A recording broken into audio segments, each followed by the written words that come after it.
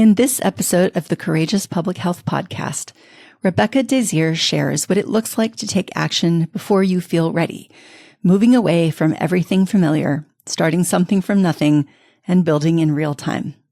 From launching the BLK JOY Festival during the COVID-19 pandemic with no funding and no clear path, to redefining her identity and leadership over time, she reflects on the courage it takes to trust yourself and keep going. This conversation explores how courage builds through action, through uncertainty, and through the decision to begin anyway. You're listening to the Courageous Public Health Podcast, episode 57. To all the courageous women leading in public health, this podcast is your space to turn up the volume on your courage. This space centers your voice. This space celebrates your passion. This space amplifies your courage. My role? To listen, to amplify, and to stand with you in the fight for equity. My name is Dr. Christy McClamrock. I am an epidemiologist, consultant, the founder and CEO of Courageous Public Health, and the host of the Courageous Public Health Podcast. Each week, I have real, unfiltered conversations with women in public health about the challenges you face, the power you hold, and your vision for the future. We talk about the authenticity, vulnerability, and courage that you bring, not just to public health, but to every part of your lives. Because courage is about action, even in fear. It's about taking up space, leading unapologetically, refusing to be erased, and knowing you never have to do it alone. If you're ready to turn up the volume on your courage, if you're ready to take up space, if you're ready to smash the racist, patriarchal, cisnormative, heteronormative, ableist, capitalistic systems, then listen to this new episode. Hello, and welcome to the Courageous Public Health Podcast. I'm Dr. Christy McClamrock. What I've come to understand through these conversations is this: courage is already everywhere in public health. It's just rarely named, supported, or treated as a leadership skill. Every single day, women are making high-stakes decisions inside complex systems, often without the structures they need to do that work sustainably. Through Courageous Public Health, I partner with organizations to help shift that, supporting leaders to act with clarity, stand in their value, and make decisions aligned with who they are, even under pressure. Today's conversation is about what it looks like to start before you feel ready, to take the leap, build in real time, and trust yourself as you figure it out. Rebecca Désir is a public health strategist and founder of the Black Health Commission, where she advances health equity through community-centered programming, thought leadership, and culturally responsive initiatives. She is passionate about creating spaces that connect healthcare professionals, creatives, and community leaders, including through initiatives like the BLK JOY Festival. Rebecca's work focuses on redefining public health by centering culture, community voice, and sustainable impact. Outside of her work, she enjoys traveling, collecting vinyl records, and exploring the intersection of culture, storytelling, and wellness. Okay, let's hear what courage looks like when you build without a blueprint. Hi, everybody. I'm really excited to introduce Rebecca Désir today. Welcome, Rebecca. How are you? Thank you so much. Yeah. I'm good. How are you doing? I'm really good. We're here on a Saturday, so It's like feel kind of chill and relaxed, which is nice. Yeah. And yeah, we've had a little like scheduling stuff that we've had to go back and forth on, but we're finally here. I'm really happy, and we got to do our shout out. Do you want to do the shout out? Yes, shout out to Dr. Huntley. You're amazing. Thank you so much for leading the charge in the space of public health. It's very cool to see someone doing all of the things and also bringing folks along with you. So thank you. Yes, a big fan. Everyone who listens to the podcast knows that I love Charlotte, and and when Charlotte recommends someone for the podcast, I pay attention. So I'm glad you're here. So thank you. Let me give you a chance to introduce yourself. Yes. So my name is Rebecca Désir, born to Haitian migrants and originally from Florida. There's not too many of us, but I am a native Floridian, and I just love public health. Like I eat, breathe, and sleep public health. Everything that I do is always tied to public health in some kind of way, shape, or form. But in my free time, I like to go to the movies, concerts, live shows, and just hanging out with friends and family. Nice. Okay. Yeah. So I have to ask you, what was the last live show that you saw? Oh my gosh. There was this local one. I just came back from California and there was this lounge with this beautiful woman that was singing just covers. Yeah. And that was really, really great. The last concert I went to, I can't remember. I go to so many that sometimes it just kind of blends in together. But I'll travel for a concert and I You'll love travel. Beyonce. So, Oh my yeah. gosh. Have you seen Beyonce? Yes, Oh, many times, oh my multiple times. gosh. Have you? I have not. Okay, so that Oh, you needs to go have on my to. list of like desires to see Beyonce in concert because Yes. that I'm would sure be. she's gonna do another round of shows for Act Three, so I'm sure she will too. definitely, yeah. Okay, I'm putting that on my radar. I'm putting that on my radar. hmm Yeah. Fantastic. And I love, this idea of like you eat, sleep, and breathe public health. And I always think of that as, it's like I have a public health lens and I can't take that lens off. Like that lens is always there. So Always on. yes, Yeah. yes. It's hard to take it off. Who wants to take it off? I don't want to take it off. I actually love my public health lens. I think it's a good one. So great. Okay, Yeah. well, let's get started with the first question. I always like to remind my audience about the difference between bravery and courage.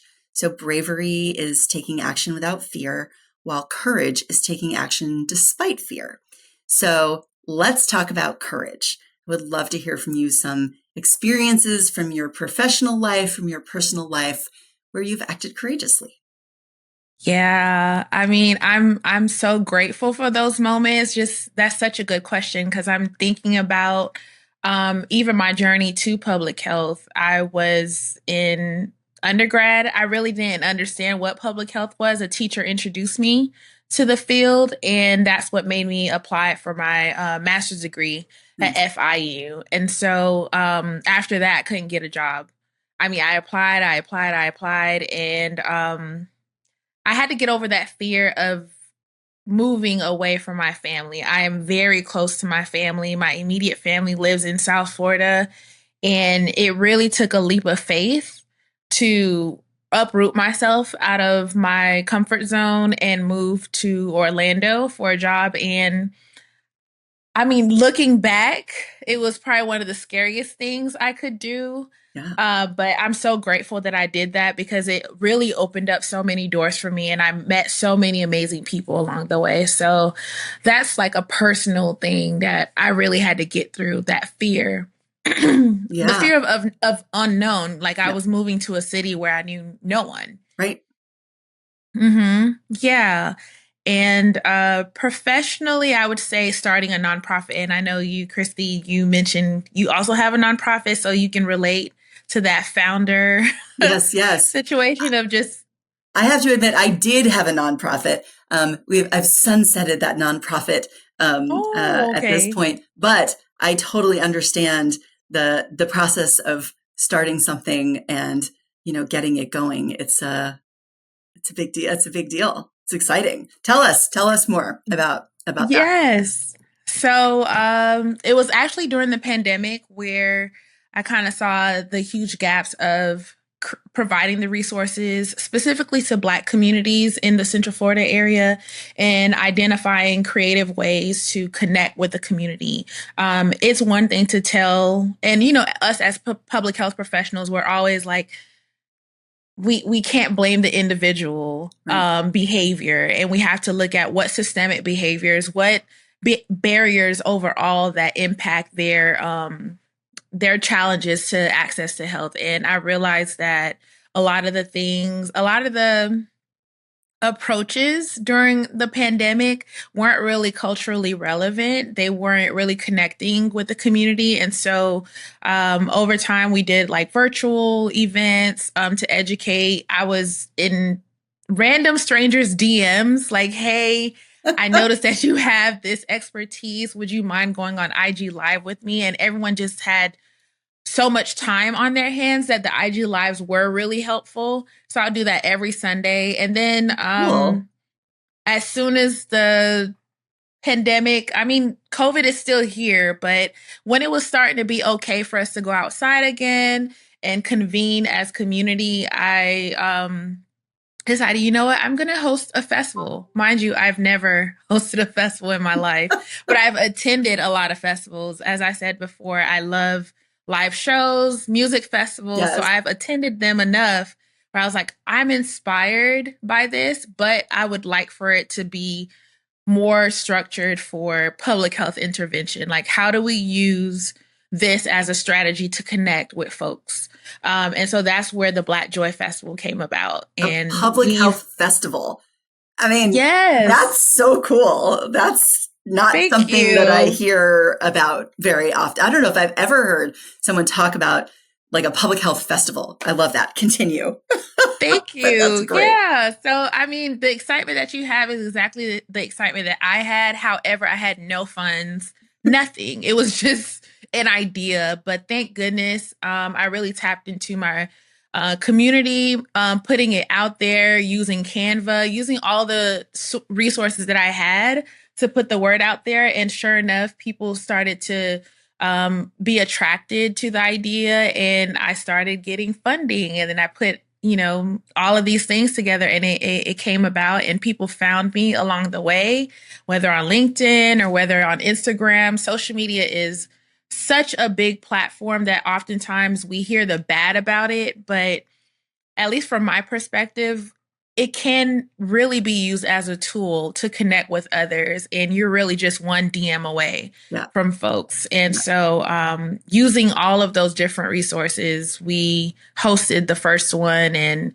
that was, again, scary because putting the idea out there, not knowing that I had funding. I mean, I really did. It was just vibes, Christy. I really was just, I want this to happen, but I don't know how it's going to happen, but I know it needs to. And I think that grit and that commitment to the idea helped make it happen. And just last year, we hosted the 5th annual.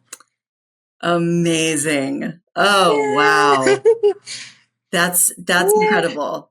That's incredible. Thank you. Thank you. But that fear, I mean, I can't pretend that it wasn't there, because once you put it out there in the universe, people are expecting something. And I was like, why did I do that? But I know if I did it the other way, it probably would never happen. Yeah. So I had to put it out there.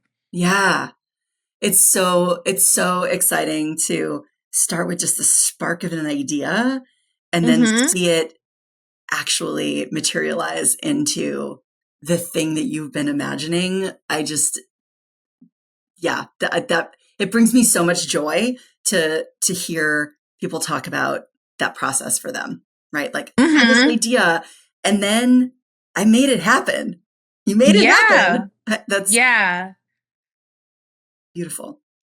Yeah, thank you. Thank you. But so that has been the 2 biggest things. And I would say just letting go of these different identities that I've had and really trying to hone in on who do I want to be and how these experiences are shaping me for what I want to become. And putting myself out there, like with the festival and, leading a nonprofit, that definitely tests your your boundaries. It tests your capabilities, time management. I mean, there's just so many things. I think sometimes we focus on here's how much money we can make and all these different things when it comes to like social entrepreneurship or just entrepreneurship as a whole.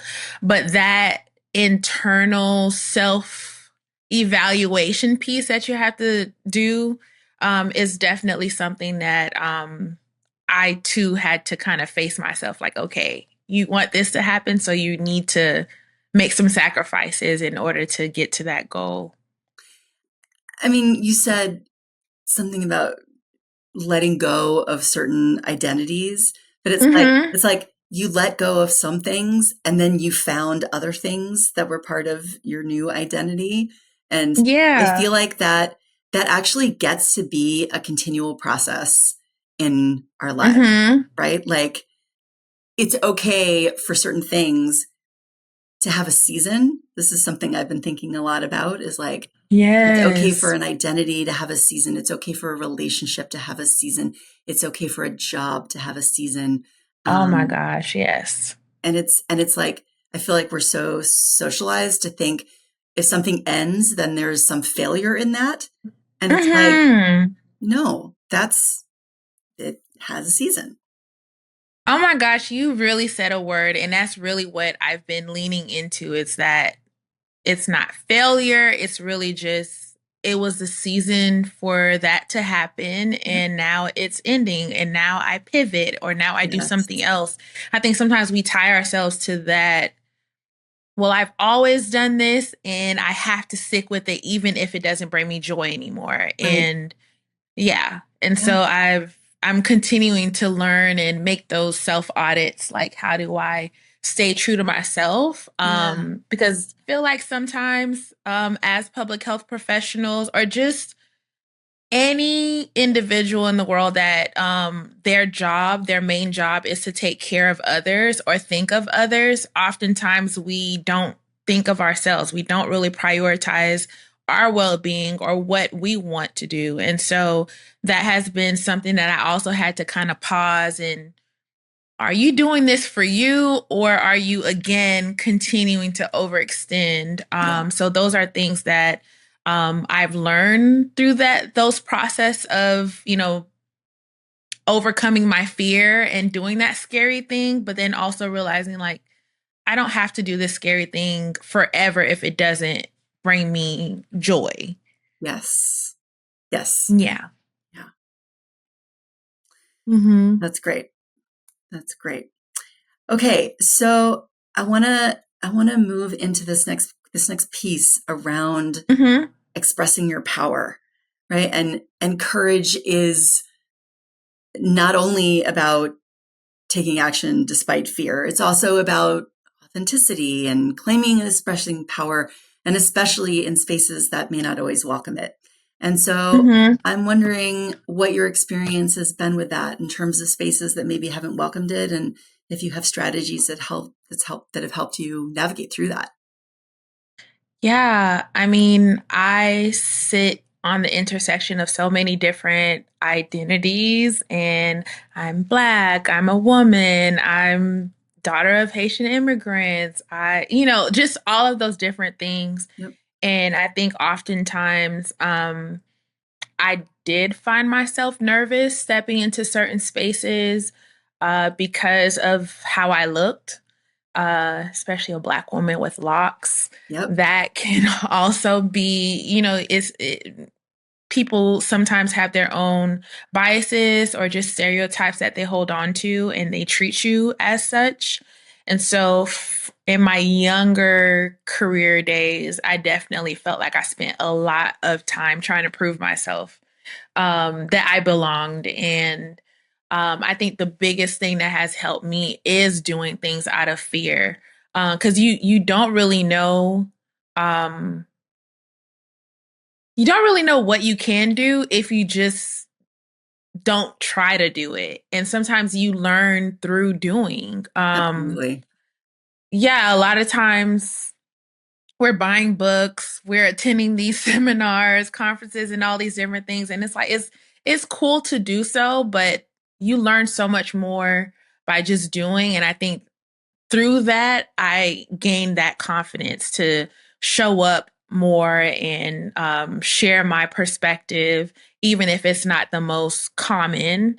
But our experiences shape our world, and someone else might be able to relate to your experiences, and then you can shape strategy that help people that look like you or have lived like you. Yeah. So when you're quiet and you're not owning that space, I think those I've had those moments in my younger career days. Yeah. Yeah, I wouldn't speak up, and I really had to build that confidence over time. Well, and unfortunately, I think a lot of times that's part of the design, right?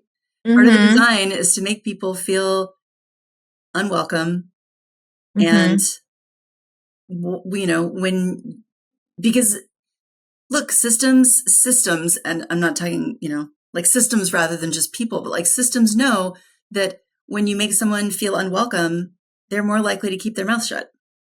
Mm-hmm. Yeah. When actually, what really needs to happen is we need to go in there and open our mouths and Mm-hmm. be loud and say what needs to be said. Yeah. Yeah, Yeah.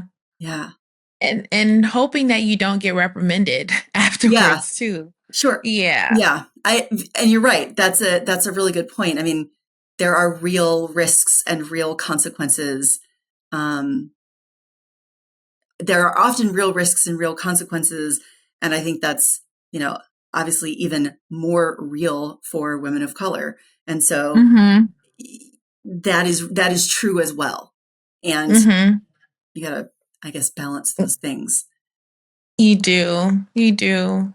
Yeah. Um, I think the other thing of how I'm embodying my power at this stage of my career is knowing that there is a skill behind relationship building and connecting with folks in a way that aligns with who they are and their values. And I didn't think much of it. I just was like, okay, don't everyone know how to build relationships? And don't you know how No. to connect with these different groups? And I kind of took it for granted because I thought this is what everyone knows how to do, right? Yeah. But then I realized that, oh, this takes a special skill Yeah. to understand this individual's need or this community's needs, and then how do you translate that to a strategy that aligns with them? And so that was helpful, just having a better understanding of my strengths and areas that I can do better has helped me express my power even more and feel more confident in those spaces.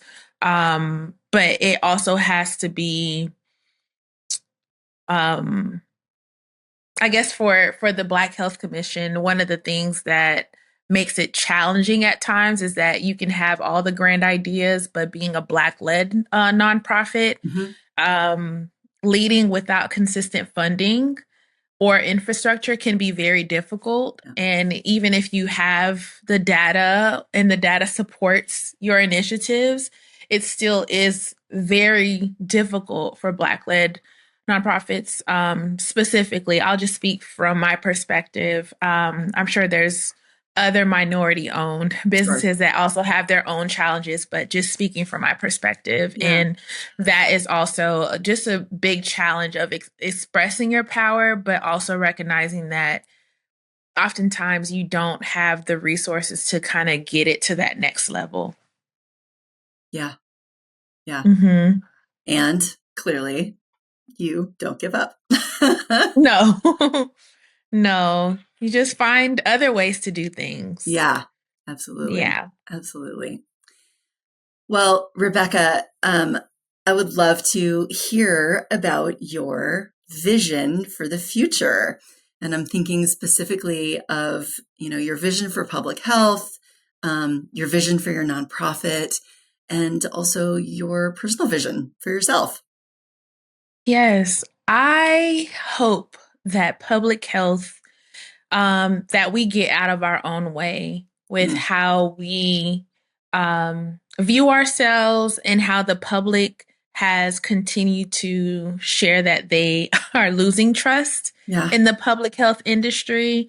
I think the pandemic has done a number on just that trust from the public and how that's impacting even some of our federal agencies, but also um, even folks that are in the field being limited because of external, federal policies or state policies that's impacting how you say certain things or how you show up in certain communities. And so we've been having to be um, very creative, but I don't think we're being creative enough. With the current state of public health, I think there's more that we can do, and we don't have to do it alone.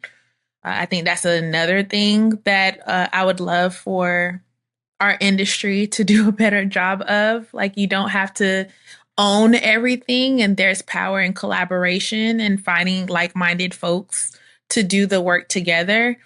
And that decreases just the stress of leading that work on your own. So I think for public health, that would be my vision, is really getting out of our own way and catching up to the times, like 2026. What, what tools and resources are out there so that way we can connect with folks in a way that resonates with them. There are some public health schools that do a really good job with like social media or just making it very relatable. I think Yale and I want to say John Hopkins, like there's some folks that do a really, really good job of connecting and making it shareable. But then there's some still using the same jargon, and it's like, this is for your fellow peer. This is not for the public to consume. So yeah.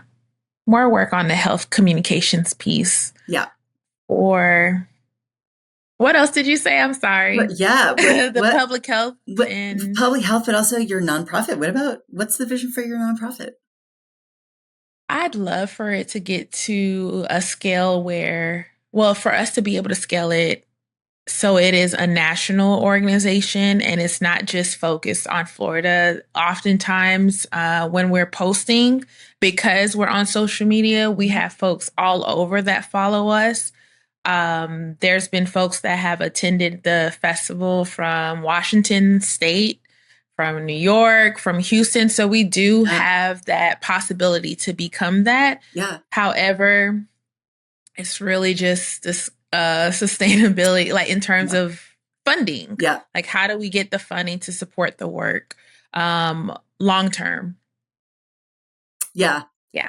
That's such a great vision, though, to take what you've done for Florida and be able to bring it to all the states. I love that. I love that. Yeah. That would be great. What about your personal vision? What's your vision for yourself? Where do you want to see yourself go?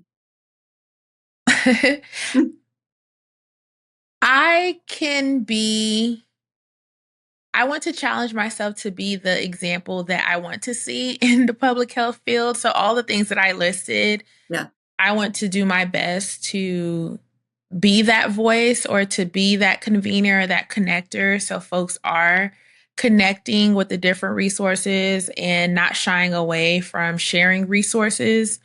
I want to be that example because I definitely want public health to remain a trusted, industry.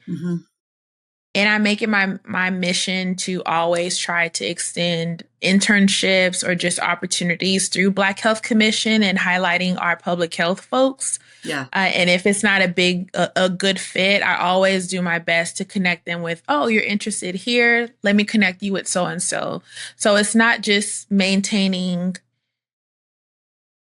our livelihood and our personal goals, whether it is to start a podcast or consulting or whatever it is, but also reaching back to folks that are navigating a public health space where you don't know what's next. And so how do we lean back and reach back to students who are completing their MPH or they're considering a doctorate in public health? How do we continue to build that legacy? Yeah, beautiful. You are a connector. I love that. Yes. Yes. Yeah. Yes. Thank you. Thank you. I haven't mentioned this in a while, but I have a tattoo on my arm and it's got the words freedom, courage, connection, and kindness. That's my vision. So there you go. I love connection. That. Absolutely. So, so important. Yeah, it really is. Rebecca, I appreciate you coming on the podcast so much today. And I want to make sure that our guests know how to connect with you. How to connect with you. Oh, see, there you go. There you go. Yeah. So if you'd like to connect with me, please reach out to me on LinkedIn at Rebecca Désir.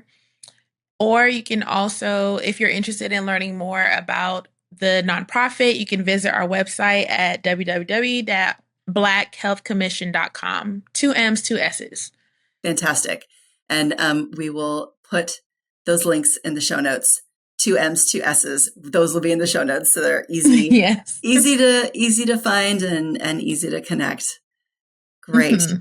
Well, thank you again. I really appreciate it. And I appreciate Charlotte connecting us. Now we also can continue to be connectors. Let's go. Mm-hmm. Let's do that. All right. Thank you so much. Thank you for the opportunity. You're so welcome. Sometimes courage is taking the leap before you know how it will work out. Sometimes courage is building something from nothing without a clear path.